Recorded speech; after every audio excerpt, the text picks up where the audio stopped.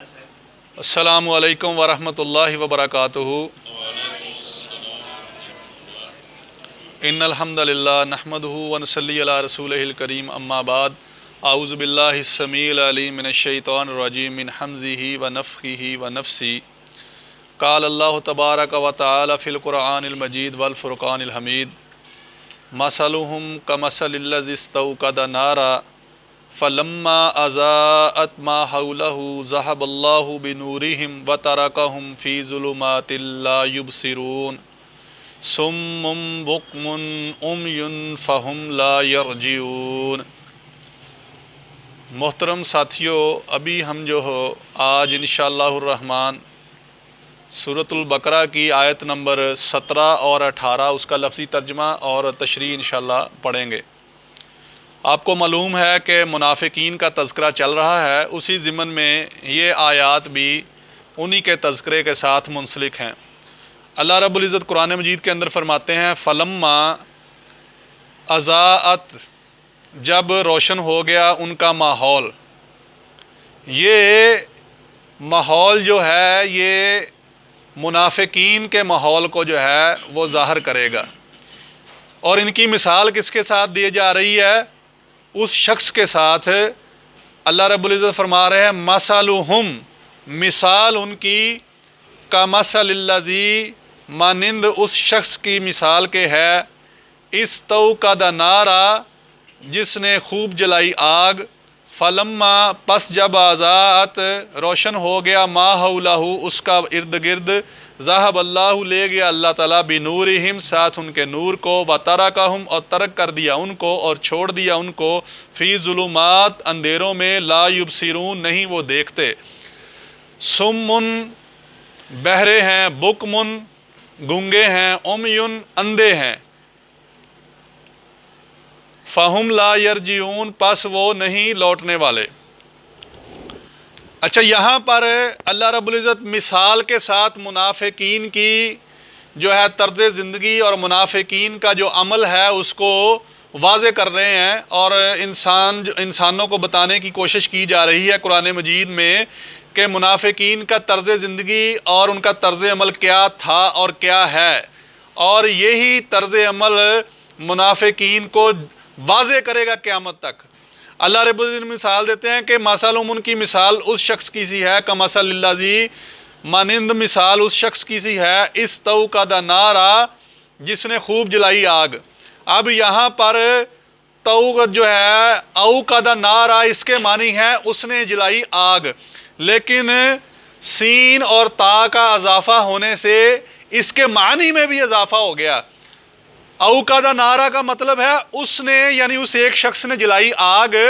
تو اب یہاں پر استوقد نارا، سین و تا کا اضافہ ہونے کی وجہ سے اس کا معنی بن گیا خوب بھڑکائی آگ، خوب جلائی آگ۔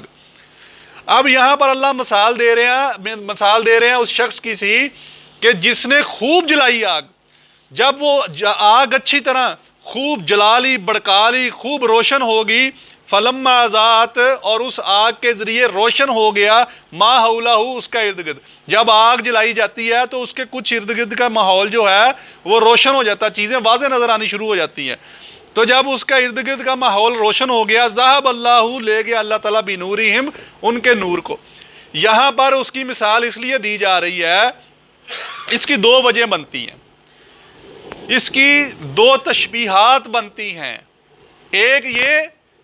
کہ آگ کی مثال، روشنی کی مثال کیوں دی گئی کہ جب روشنی ہوتی ہے، آگ جلائی جاتی ہے تو اندھیری جگہ پر روشنی ہو جاتی ہے اور وہاں پر ارد گرد کی چیزیں نظر آنا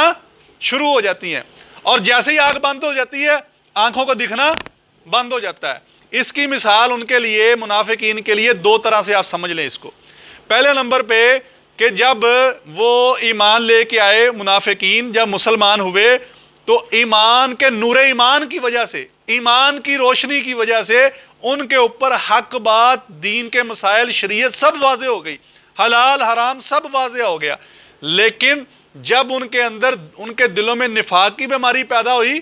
تو ان کی وہ روشنی جاتی رہی اور وہ اندھیروں میں بھٹکنے لگ گئے، ان کو پھر حق بات کی اور جھوٹ میں، حق اور جھوٹ میں، حرام اور حلال میں، اچھے اور برے میں، حق اور باطل میں تمیز کرنے کی ان کو کوئی جو ضرورت ہے وہ نہ رہی، اور نہ وہ تمیز کر رہے تھے اس میں، اور وہ تمیز بھول گئے، حق اور باطل کے درمیان کوئی فرق کرنا وہ بھول گئے، صرف ان کے دلوں کے اندر جو بیماری تھی نفاق کی، اس کی وجہ سے۔ ٹھیک ہے میرے بھائیو۔ اور دوسری تشبیہ یہ بنتی ہے کہ روشنی ان کے لیے یہ ہے کہ جب وہ مسلمان ہوئے، ایمان لے کر آئے، تو مسلمانوں کے ساتھ ان کی قرابت داریاں، مسلمانوں کے ساتھ میل جول، مسلمانوں کے ساتھ ان کے سارے تعلقات اور ساری فیسلٹیز، ساری سہولتیں مسلمانوں والی۔ اور جب کل قیامت ہوگی تو جو پیچھے آیات میں اللہ نے کہا تھا کہ میں نے ان کے ساتھ، اللہ بھی پھر مذاق کرتا ہے، ٹھیک ہے، تو اللہ ان کا نور چھین لے گا۔ مطلب جو مسلمانوں کو نور مہیا کیا جائے گا، جس روشنی میں مسلمان چلتے ہوئے صراط مستقیم پہ سیدھے جنت کی طرف جائیں گے، ان لوگوں کے درمیان اور جنت کے درمیان دیوار حائل کر دی جائے گی، اور اس کو دھکیل کے ان لوگوں کو جہنم میں پھینک دیا جائے گا، پھر یہ اندھیروں میں بھٹکتے رہیں گے۔ تو یہ ان کی دو مثالیں ہیں، یعنی کہ اللہ پھر ان سے اس وقت بھی نور جو ہے وہ واپس لے جائے گا۔ اس لیے اللہ نے مثال دی اس آگ جلانے والے کی کہ اس نے ایک آگ جلائی، وہ اس کا جب ماحول روشن ہو گیا، ارد گرد چیزیں واضح ہو گئی، تو اچانک اس کی آگ ختم ہو گئی، اللہ ان کی روشنی لے گیا، تو اب وہ نابینا ہی ہو جائے گا نا بندہ، اس کو کچھ نظر نہیں آئے گا۔ تو اسی لیے اسی طرح منافقین کی مثال اللہ نے دی ہے کہ منافق بندہ بھی اسی طرح ہے، سیم، اس کی منافقت نفاق کی وجہ سے اللہ ان سے حق کی تمیز چھین لیتا ہے، اور وہ اندھیروں میں، باطل میں بھٹکتے پھرتے ہیں۔ اسی لیے اللہ نے فرمایا فَلَمَّا أَضَاءَتْ، پس جب روشن ہو گیا، مَا حَوْلَهُ، اس کا ارد گرد، ذَهَبَ اللَّهُ، لے گیا اللہ تعالیٰ، بِنُورِهِمْ، ان کے نور کو، وَتَرَكَهُمْ، اور ترک کر دیا ان کو،